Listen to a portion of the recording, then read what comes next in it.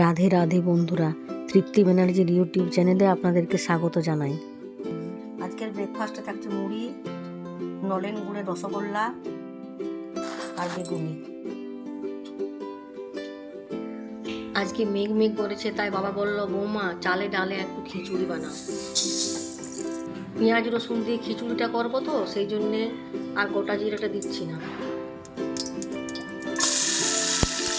এরপর এর মধ্যে বাদামগুলো দিয়ে দিচ্ছি, তাহলে ভাজা ভাজা হবে। এরপর মিষ্টির জন্য দিচ্ছি চিনি,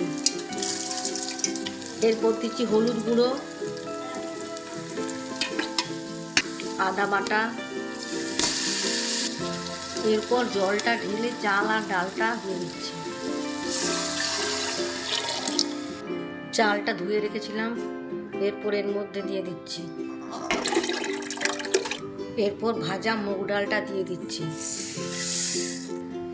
যেহেতু গোবিন্দভোগ চালের খিচুড়ি নয়, সেই জন্য মুগ ডালের সাথে একটু মসুর ডালও মিক্স করে দিচ্ছি। এরপর দিচ্ছি নুনটা, এরপর দিচ্ছি কাঁচা লঙ্কাগুলো। আজকে লাঞ্চে থাকছে খিচুড়ি, বেগুন ভাজা, ফুলকপি ভাজা, আলু ভাজা, ব্যাট পাঁপড় ভাজা, টমেটোর চাটনি আর ডিমের অমলেট। আলুটা ভাজার জন্য একটা গোটা জিরে দিই, তাহলে খেতে খুব টেস্ট হবে।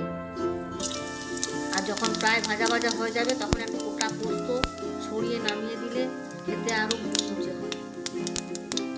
আলুগুলোকে আমি নুন হলুদ মাখিয়ে রেখেছি, একটু মুচমুচে করার জন্য পোস্ত ছড়িয়ে দিচ্ছি। পোস্ত দিলে কি হয় বলুন তো, খেতে খুব টেস্ট হয় আর আলু ভাজাগুলো মুচমুচে লাগে। এতে লঙ্কাও দেওয়া যাবে, কিন্তু আমাদের ঝাল খুব একটা পছন্দ করে না, সেই জন্য আমি লঙ্কা দিই না। আমার আলু ভাজা হয়ে গেছে, এবার হচ্ছে ফুলকপি ভাজা। ফুলকপিতে নুন হলুদ সব মাখিয়ে রেখেছি।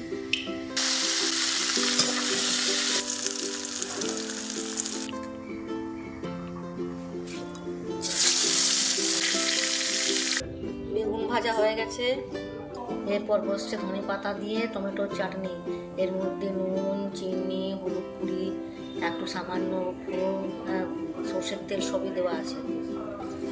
ধনে পাতা চাটনি হয়ে গেছে, এরপর হলো দুধ চা। খিচুড়িতে লাস্টে গরম মশলাটা দিয়ে দিচ্ছি।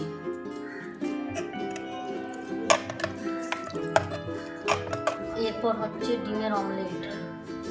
আজকে লাঞ্চ কমপ্লিট।